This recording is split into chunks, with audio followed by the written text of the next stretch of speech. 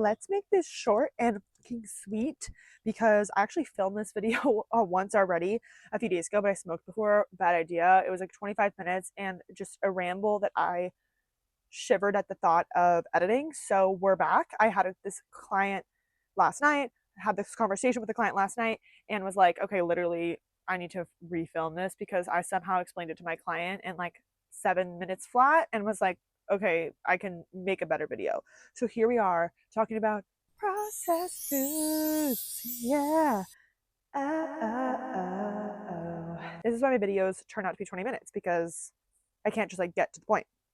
But long story short, I had a conversation with a client, couple clients, about processed foods because they're a hot topic in nutrition in general. Your doctor's probably told you to avoid them. You've probably seen a million shirtless men in grocery stores yelling at you to stop eating processed foods. It's one of the most common and, in my opinion, lazy pieces of nutrition advice out there, but it's particularly relevant to the work that I do and the population that I serve. If you don't know, neurodivergent folks who just need accommodations in their nutrition plans in some way, a lot of like disabled folks that struggle with burnout and depression, mostly neurodivergent folks. So a huge part of my work is about accessibility and about accommodations for, so that you can find an eating pattern that is health promoting but also sustainable and like meets you at the level that you're at in terms of capacity and energy and everything. So processed foods are something that like a lot of my clients are consuming and something that I rely on personally to literally keep me alive. But I think there's so much misunderstanding and misinformation out there about processed foods that I wanted to create this video just to kind of like send to anybody who asks me about them, or to clarify some of the misconceptions about them. So let's get into it. Yes, first things first, if we're going to talk about something, we have to define the thing, right? So the term processed foods in and of itself is problematic because there's not a concise definition. There's actually a podcast, Maintenance Phase. If you haven't watched that or listened to that, love that show. They had a episode on processed foods. I have some critiques of it, not the point of today's video, but one of the things they talk about in that is that the literal definition of it, like in science, if we're trying to be evidence-based here and look at like what the literature is saying about processed foods, the definition of processed food is not consistent amongst research. So it's hard to even like compare research because it's like what people consider a processed food or ultra processed food depends on the study. But fundamentally, when we say something is processed, what we mean is that it has been altered in some way, shape, or form from its natural state, right? This exists on a spectrum, and this is really important, and where nuance just gets like lost in all nutrition advice is like processing exists on a spectrum, right? So something can be a pre-cut apple is processed in some way, right? It's been chopped a little bit, and then you have something on the full other side where something has been broken down and a bunch of different ingredients have been added to it, and it's nutritionally different from its natural state, has a lot of ingredients, etc. The thing about processed foods and their impacts on your health is that how much it benefits or doesn't benefit your health is not directly correlated to where it lies on the spectrum of processing. Am I making sense? Just because something is less processed doesn't mean it's better for you nutritionally. And just because something is more processed doesn't mean that it's inherently bad for you. And in fact, understanding the nuance of nutrition and actually being able to look at a food independent of whether it's been processed or not and see the nutrition that your body will receive from it is how you can make more informed decisions about your health and not be blinded and overwhelmed by bullshit blanket advice, generalized advice like avoid processed foods. So an example that I use for my client is a food can be minimally processed straight from the ground, right? Like a potato, okay? And like it's chopped up, and the word chopped meaning ugly is really killing me because I say the word so much, and every time I say it, I just think like chopped, that potato, it's chopped. No, but the potato is diced up and pre-diced up, frozen, right? Okay, that is a processed potato. It comes in a package. That's another verbiage people use a lot. It comes in a package. Don't eat it if it comes in a package. Like all of a sudden the nutrition just goes away when you put a package around it. But anyways, let's compare that, right? That potato, which is a starch, right? A carbohydrate, to something on what we would say is like kind of a far end of the spectrum of ultra processed foods, where it's something that like some something whole grain that's been processed to where it, you know, no longer looks anything like its natural state. Maybe the grain has been processed into a tortilla or a chip or something, or a cereal, for example. Part of processing can include also fortifying a food, meaning adding nutrition to that food. So actually, the natural state of that really ultra processed food is less nutritious than after it's been processed, because when it's been processed, it's we've added iron or iodine or something, has nutrition has been actually added to that grain or that starch or whatever, so that it's more nutritious than it was in its natural state.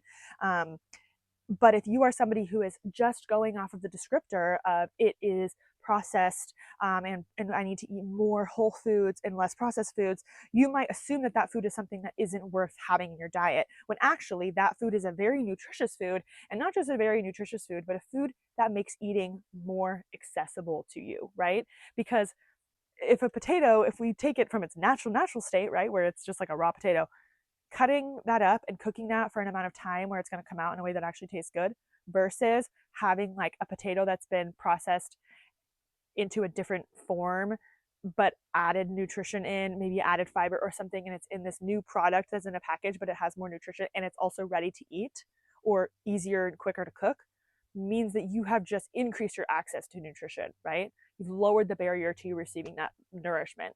So I want to throw all that out there to just right out of the gate debunk the idea that whether a food is processed or not means that it is good or bad for you, and that you should determine a food's level of healthiness or how much it can nourish you based on how close it is to its natural state or how processed it is, or if it's in a package. So I have a lot of clients that have a lot of shame about eating foods that are in packages, and they look around at their diet and they think everything I'm eating is out of a package, which if we're talking about single-use plastics and things, totally understand that argument.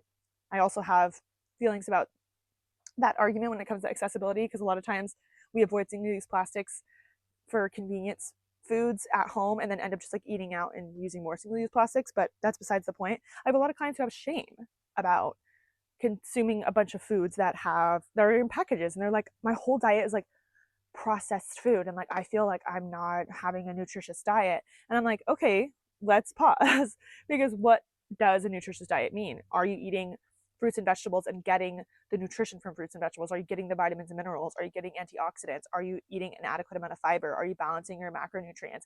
If that's happening, whether or not the food that you're using to facilitate that exists in a package or not is irrelevant. Are you getting me? Are you getting me? Okay. Let's take a step back now. Then why is everyone making recommendations about avoiding processed foods? Because like I said earlier, it's lazy.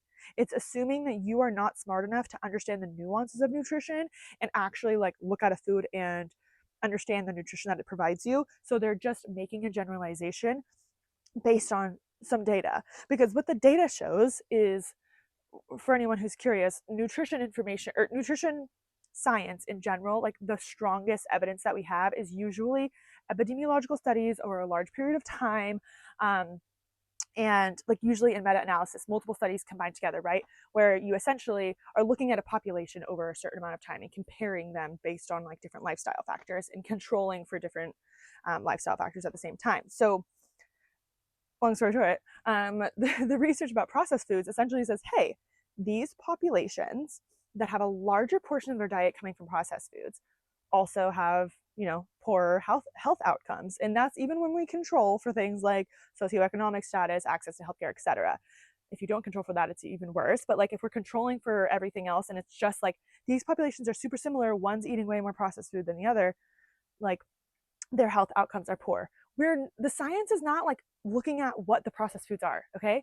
So most of the time in these scenarios, the processed foods in question are foods that are null of nutrition, or like they have minimal nutrition. They're lacking in fiber, they're lacking in antioxidants, they're lacking in vitamins and minerals. So like, yeah, no duh.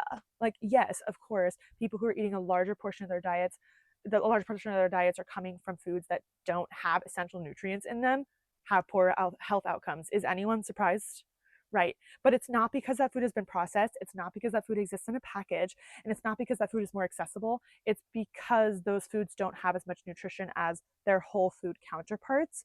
But that is not true across the board for processed foods. You can find like protein bars, you can find higher fiber tortillas and higher fiber breads, and you can eat cereal, and you can eat individually packaged popcorns, and like all of those foods have nutrients. And you can eat freeze dried fruit instead of fresh fruit, frozen vegetables instead of fresh vegetables, and those foods are processed and also full of nutrition.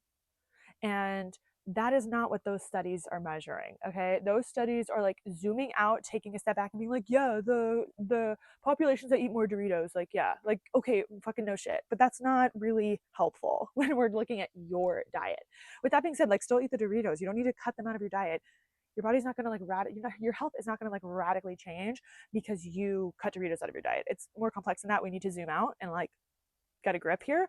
But all I'm saying is whether a food is processed or not is not something you need to be freaking the fuck out about. There's so much more impactful things that you can be focusing on in your diet. Like I've said a million times, fiber.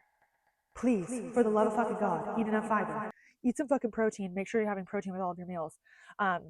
Eating consistently, not under eating, not overeating, having some vitamins and minerals, some antioxidants, like and all of that to say, if the food coming in a package makes it more accessible to you, for the love of God, allow yourself access to it. And stop expecting yourself to eat a bunch of foods that are perfectly raw, untouched whole foods.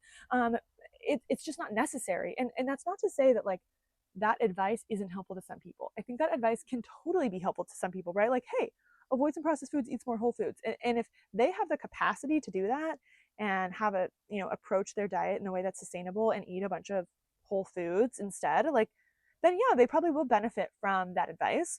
But that doesn't mean that that's advice for you, okay? You might need different advice. And the advice that might be more useful to you would be to stop freaking out about eating processed foods and start considering what is in those processed foods and how you can choose processed foods that have a little bit more nutrition and how you can utilize convenient or processed foods to get more nourishment in your body that's fucking begging for it, okay?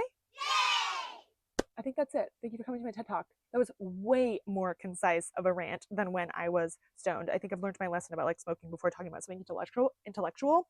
I feel like I just slayed that. So I would love to hear your thoughts, comments, questions, please. I feel like this is such a juicy topic and I'm really excited to edit and post this video. So let's have conversations in the comments, all right? Thanks for listening. Have a good one.